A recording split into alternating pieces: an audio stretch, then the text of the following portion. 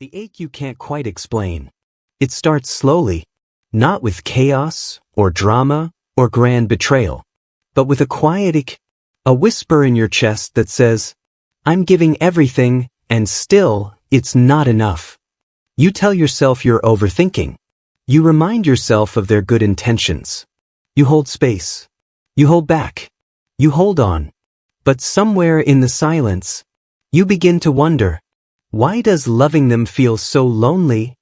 If you've ever found yourself loving someone who keeps you just close enough to stay, but never close enough to truly feel held, you're not alone. And you're not crazy. You're likely loving someone who is emotionally unavailable. Today, I want to gently walk with you through 5 signs that might be true for you. Not to make you feel wrong, but to help you see more clearly. Because awareness is the first act of self-love. And clarity is the beginning of peace. Sign number 1. You keep explaining yourself to be understood. You speak your heart in full sentences. They respond with silence, or defensiveness, or nothing at all. You find yourself rewording, rewriting, reshaping your truth just to be heard. But it always feels like you're speaking into a fog. This is the first sign. You keep explaining instead of being received. A partner who is emotionally present doesn't need 10 versions of your truth. They feel you the first time. But when someone avoids emotional connection, they'll make you doubt your clarity. They'll call you too sensitive, too emotional, too much. But the truth is, you're not too much. They're just too disconnected. Sign number 2, they avoid depth, but you keep reaching. Conversations stay surface level. They dodge vulnerability like it's a threat. Whenever you try to go deeper, into fears, dreams, or past pain, they deflect, distract, or disappear. And yet, you keep reaching. You ask, "What are you thinking?" And they say, "Nothing." You crave emotional intimacy. But they fear it. This pattern reveals the second sign. You are constantly reaching for depth in someone who only swims in the shallow. Carl Jung once said, "That which we do not bring to consciousness appears in our lives as fate." And often we try to pull others deeper, because a part of us is trying to save the part of them we recognize in our own shadow. Sign number 3, you confuse intensity with intimacy. There's passion, chemistry, longing, but it feels like a storm, not a home. They touch you, they want you, but they don't see you. And yet, something about the highs and lows feels addictive. You feel alive when they give you attention, and anxious when they pull away.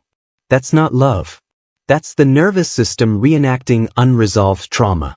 When we grow up associating love with unpredictability, we confuse intensity for intimacy. But real love is steady, present. It doesn't leave you guessing. It holds you, even when things get quiet. Sign number 4. You feel emotionally starved but blame yourself. You're emotionally hungry. You crave validation, affection, warmth. But instead of asking for more, you shrink your needs. You tell yourself, "Maybe I'm asking for too much. Maybe I need to be more patient. Maybe if I just loved better, they'd open up." But love isn't about convincing someone to meet your needs. It's about being in connection where your needs are naturally honored. This is emotional starvation masked as self-sacrifice. And it's the 4th sign. You blame yourself for the absence of what should come freely.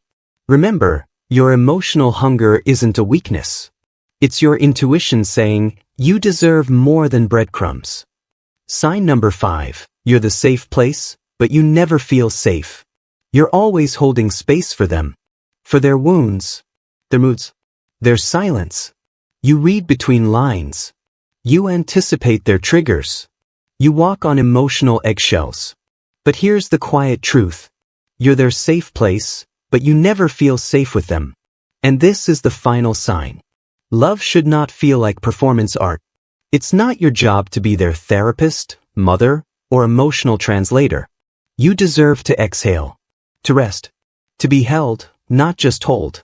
When someone is emotionally unavailable, they often lean into your warmth, but offer no fire in return.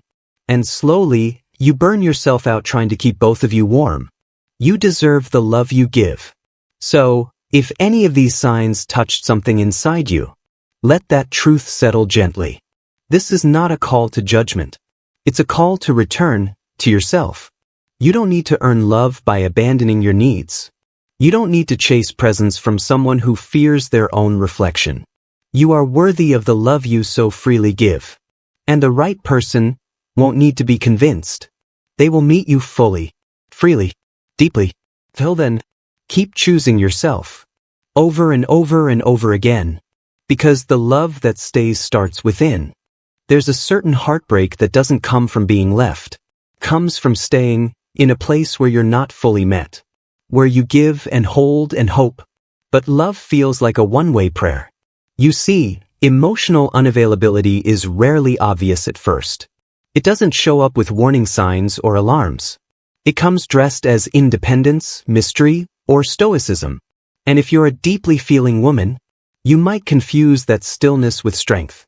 But here's what's quietly true. Being in love with someone who cannot meet you emotionally isn't just lonely, it's self-eroding. Because every time you stay, hoping they'll open up, you silently abandon the parts of you that already know. This isn't enough. And yet you linger. Not because you're weak, but because you're wired for hope. You believe in people's potential. You sense their pain even when they can't name it. And sometimes, your empathy turns into self-neglect. So let's pause here. Not to judge the pattern, but to understand why it's so hard to let go. Often, women who are deeply self-aware attract emotionally unavailable partners. Not because they're broken, but because they've been conditioned to earn love. Somewhere in childhood, love became something to work for, to prove yourself worthy of. So when a partner stays distant, vague, or emotionally guarded, it unconsciously reactivates that old script. If I just try harder, maybe they'll choose me fully. But love that needs convincing was never love to begin with. It was a lesson in disguise. Carl Jung spoke often of projection, that we don't just fall in love with people, we fall in love with what they reflect back to us. Sometimes, the emotionally unavailable man is mirroring the part of you that still withholds love from yourself. The part that doesn't ask for too much. The part that stays silent when your needs aren't met. The part that feels safer loving others than being fully seen. But healing doesn't begin when they change. Healing begins when you stop negotiating with your own heart. When you stop interpreting lack as depth. When you stop mistaking intensity for intimacy. Real connection feels like breath, not breathlessness. It feels like coming home, not endlessly trying to build one. And here's the deeper truth. When you choose someone who can't go there with you emotionally, it's not just a relationship you're choosing. It's a limitation. And your soul wasn't made for half love. So if you recognize yourself in these signs, know this isn't the end of your love story. It's the turning point. It's the moment you stop waiting for a heart that won't open, and start listening to the one inside your own chest that's been whispering, I miss you. You don't have to harden. You don't have to close off. You only need to love yourself with the same devotion you once gave to someone unavailable. Because the most powerful thing a woman can do is walk away from what dims her light and choose, day by day, to be emotionally available to herself.